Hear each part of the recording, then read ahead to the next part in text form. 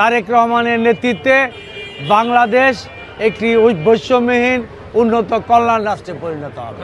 সর্বদলীয়ভাবে সকলকে নিয়ে ঐক্যবদ্ধভাবে সমাজ থেকে মাদক, সন্ত্রাস এবং চাঁদা মুক্ত করব ঢাকা 11 আসনে। এবং এই মানুষ আমাদের এই কষ্টের উপর আস্থা রেখেছে এই কারণে যে আমরাও দেশনেত্রী বেগম খালেদা জিয়া, তারেক রহমান, বিএনপির সাথে 17 বছর শত মামলার পরও আমরা স্বৈরাচারের সাথে আপোষ করি নাই। ইলেকশন ইঞ্জিনিয়ারিংয়ের একটি কথা শোনা যাচ্ছে যে অমুকে ভোট না পেলেও পাস করবে। আমরা এই ব্যাপারে অনেক সতর্ক আছি।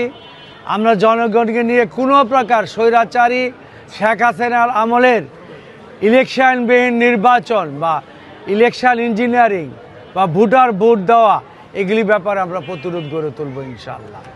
এবং আমি বিশ্বাস করি যে জনগণ স্বতঃস্ফূর্তভাবে বহু বছর পর ভোটের অধিকার ফিরে পেয়েছে, ভোট দিতে যাবে, ওইখানে কোনো ষড়যন্ত্রই টিকে থাকবে না।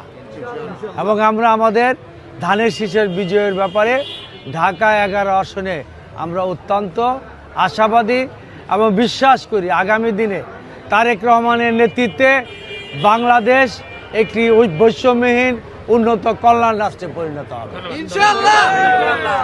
Vale,